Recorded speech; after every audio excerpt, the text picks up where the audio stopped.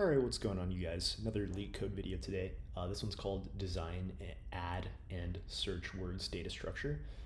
So pretty much we're just implementing a data structure that supports adding new words and then finding if a string matches any previously added string.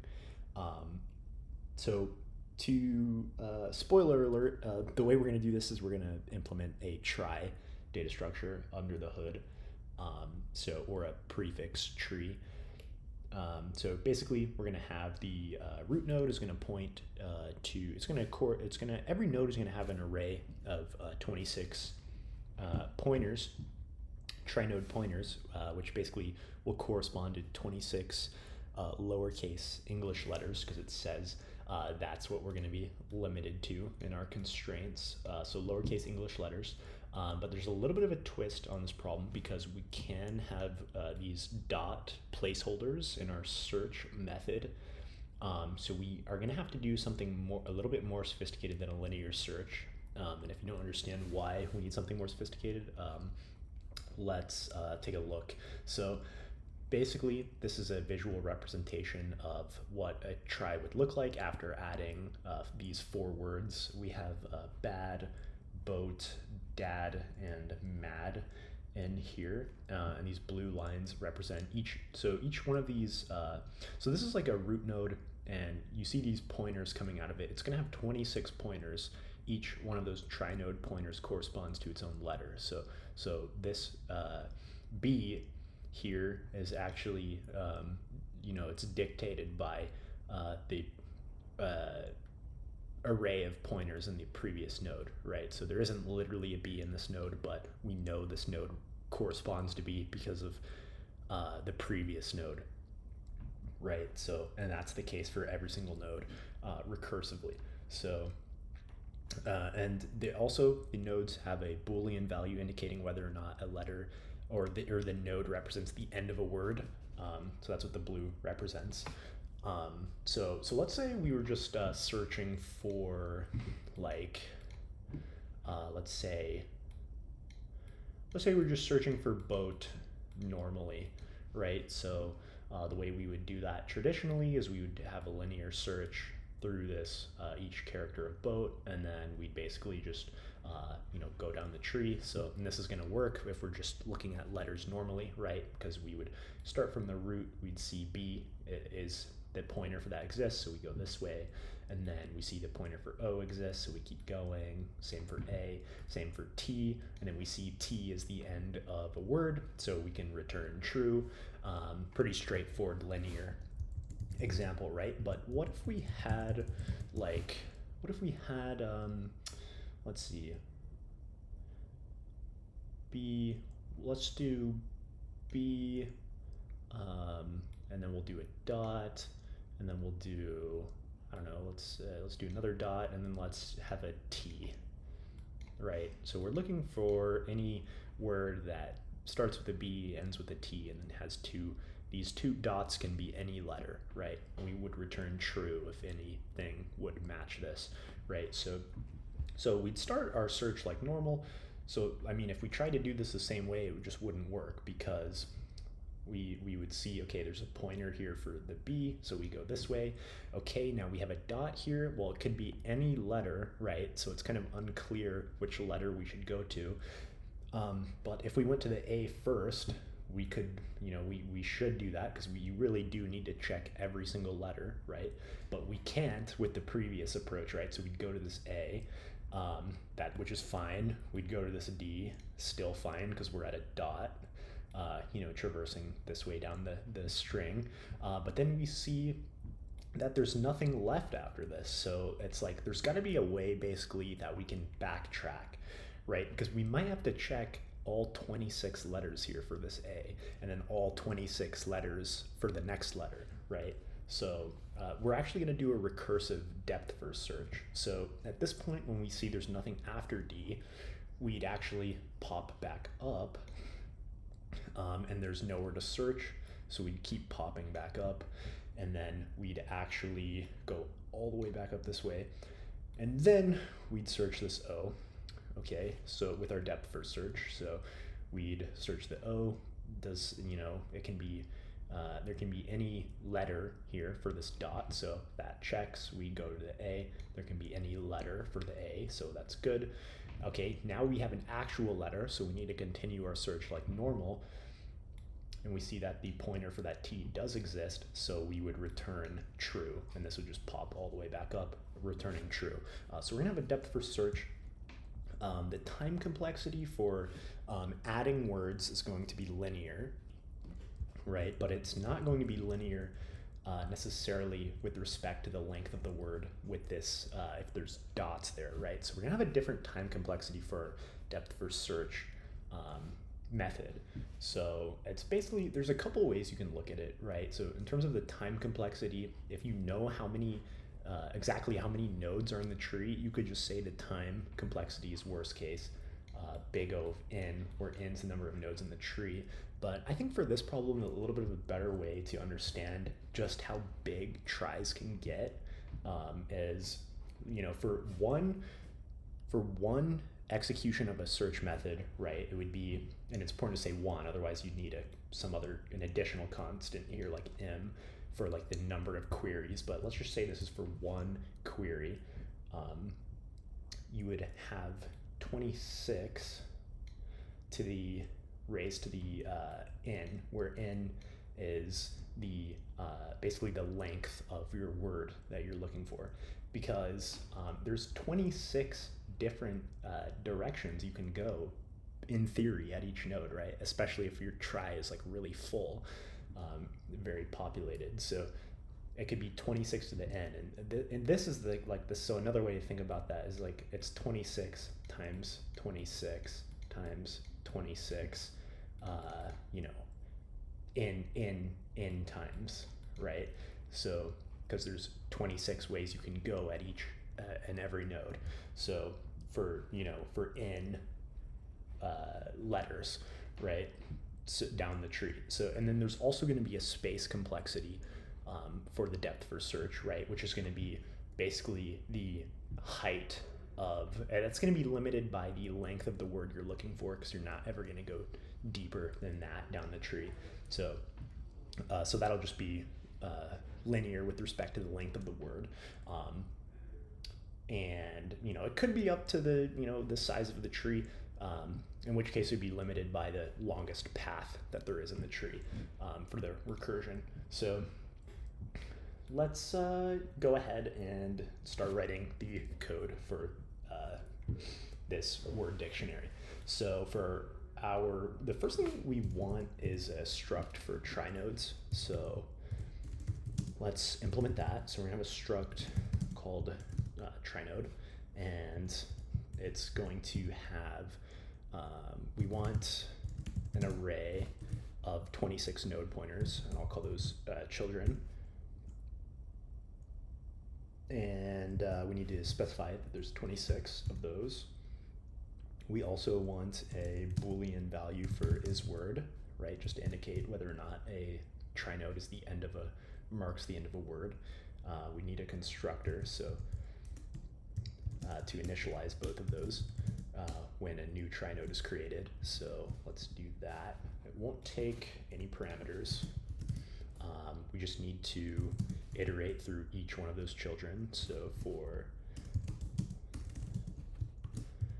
C in children, we're just going to say C is null pointer, and then isWord will be set to false. Okay, so that's our trinode struct, and then we want a root node. So, and that's going to be a private data member. So we'll say trinode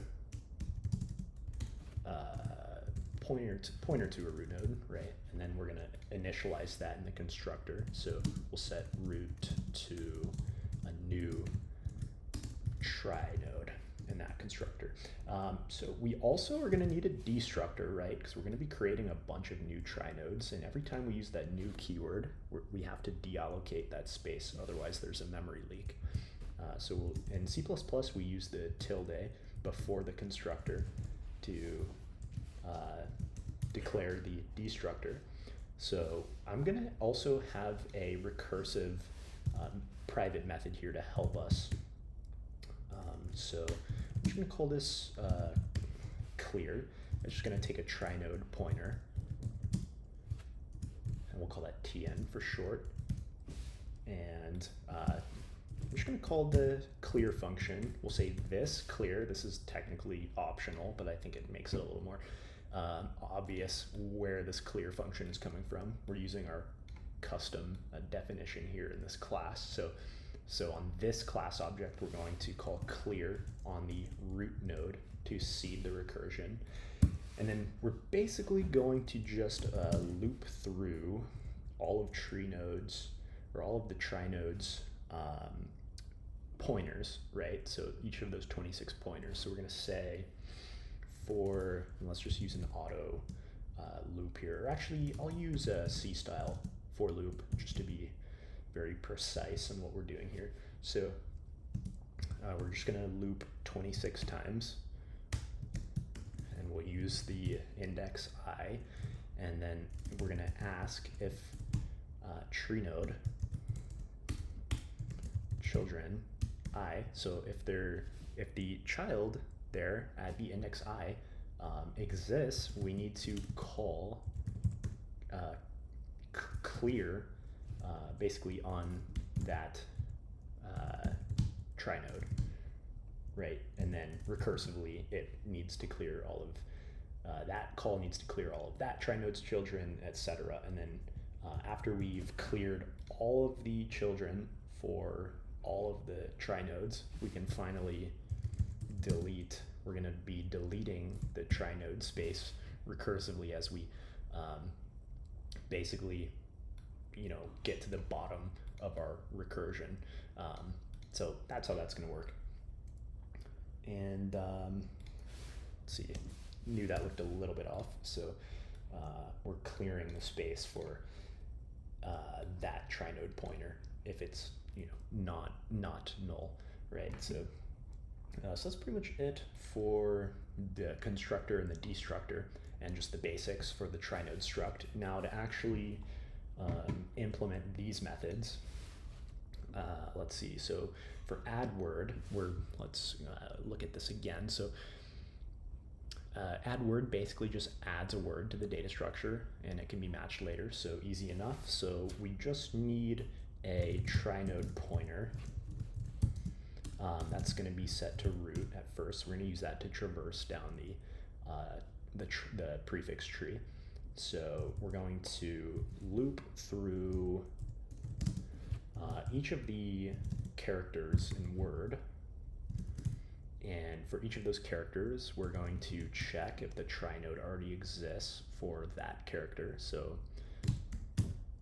if trinode for the children for C, and then we have to do minus the character A to normalize that to a 0 through 25 index.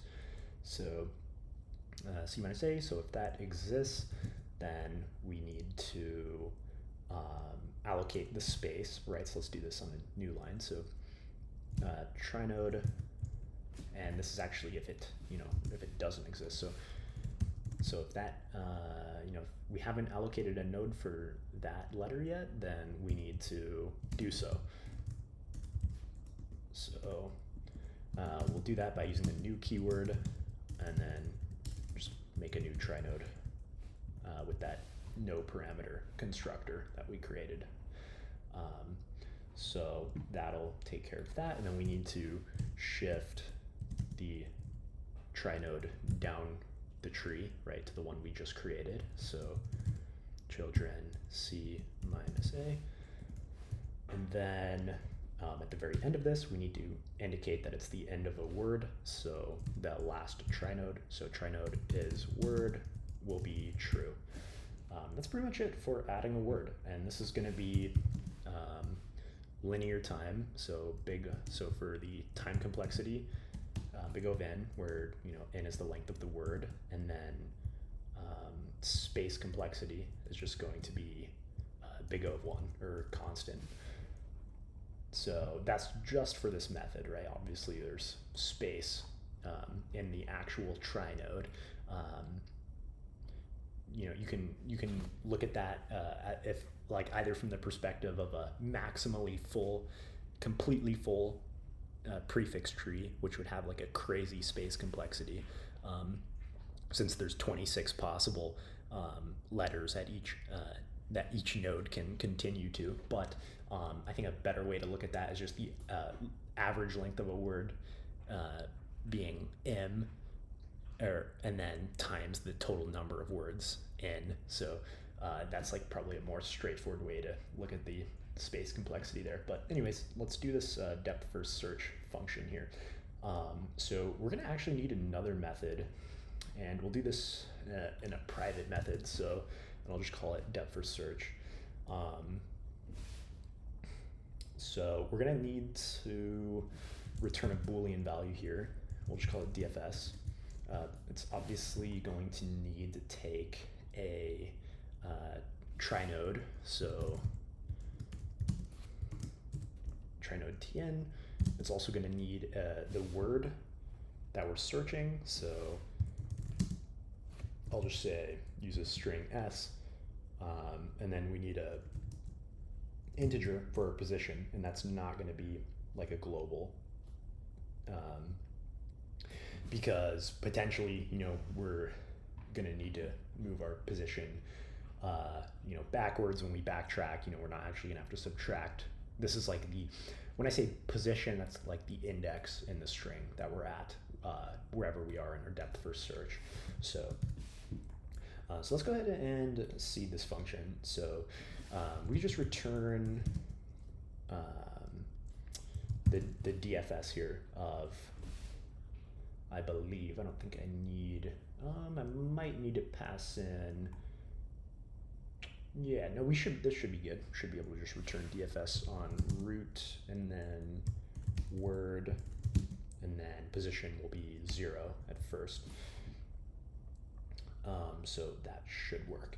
And then let's go ahead and actually get into the code here. So the first thing we need to look for is basically, if our position, so if our position is equal to the size of the string, basically when we're at the node that marks the end of the string, so s dot size, we need to check if the is word marker, because at this point we'd be at the end of the word that we're searching for. We need to check if this is true, right? So we can literally just return the truth value of this variable. So that's the first thing we need to check in our recursion. So that's like the base case for, if we've actually successfully found each, letter we're looking for, or dot, right? There's a potential for a dot. So let's handle the normal case without the dot first.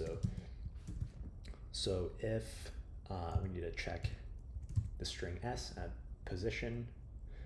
So if that does not equal a dot, then we can proceed with our depth first search like normal, right? So we basically want to just set tree node equal to the corresponding letter, right? So we'll say tree node is equal to, or trinode is equal to trinode children, and the corresponding letter is going to be s at pose minus a to normalize that to a 0 to 25 index. So we're going to shift that down. Now we need to see if it actually exists, right? So if it doesn't exist, we can literally just return false, right? Because we're not dealing with the period. Like, we have the exact letter we need. If it's not there, then we've got to return false, because it's not going to be found. It's not going to be possible to find it at that point. Otherwise we can continue our depth first search. So let's actually just return a recursive call to this function. So we're going to return depth first search on that trinode, the string s, and then our position, but we need to increment that by 1. So otherwise, so now we need to handle the case where we have a dot, right, which is like a placeholder for any lowercase English letter. So we're just gonna have an else here. So this is if we get the dot. Well, we're gonna have to search every single letter, right? So let's just do a for loop. I is less than, I mean, we could do a little bit more intuitive loop, but let's just, well, let's see. Yeah, let's do a C style for loop. So I is less than 26, I plus plus, and then we're just going to check, you know, if that trinode exists, then we can continue the depth first search that direction. So if trinode children, it's gonna be if trinode children I, right? And we need to call the depth first search, or we need to see if the depth first search is going to be true all the way down, you know, each of the recursive paths moving forward for this period, right? So depth first search, we're going to do tree node, and actually this needs to be trinode children I, right? Because we're testing every single letter there if it, you know, if its node pointer exists. And then we're going to be passing an S for the string, and then pose +1 to move that position down. So if that comes all the way back up as true, then we can return true. Otherwise, we would go ahead and return false at the end of this, because if this doesn't come all the way back up as true, we know that we returned false somewhere in the recursion, right? So, or we reached this, you know, somewhere in the recursion. So that's pretty much it for the code. Again, this is the time complexity of this is going to be a couple ways you can look at it. I think it's easiest to